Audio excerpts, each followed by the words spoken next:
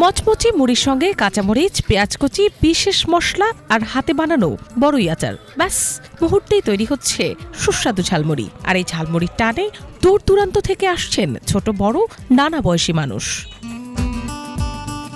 এই ঝালমুড়ি খাওয়ার দৃশ্য শরীয়তপুর শহরের সদর হাসপাতালের বিপরীত পাশে শিল্পকলা মাঠ এলাকায়। সন্ধ্যা হলেই এখানে জমে ওঠে খাবার প্রেমীদের আড্ডা। আর এই ভিড়ের কেন্দ্রবিন্দুতে রয়েছে ভ্যান গাড়ির ওপর সাজানো জাকিরের আচারের ঝালমুড়ি।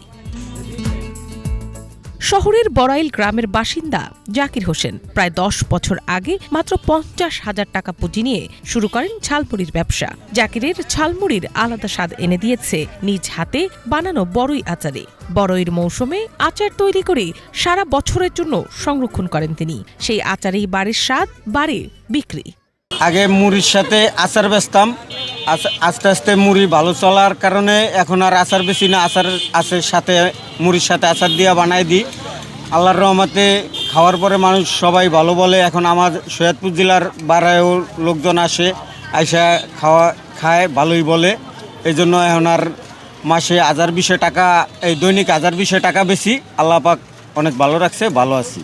প্রতি প্লেট ঝালমুড়ির দাম মাত্র 20 টাকা। বিকাল 5টা থেকে রাত 10টা পর্যন্ত চলে বেচাকেনা। প্রতিদিন বিক্রি প্রায় 20,000 আর মাসে প্রায় 6 লাখ টাকা। এই আয়ের টাকায় বদলে গেছে তার জীবন। শহরে ও গ্রামে কিনেছেন জমি, পরিবার নিয়ে এখন সচ্ছল জীবনযাপন করছেন জাকির। 2 মেয়ে ও 1 ছেলের পড়াশোনার খরচ চলছে এই ব্যবসার আয় থেকেই।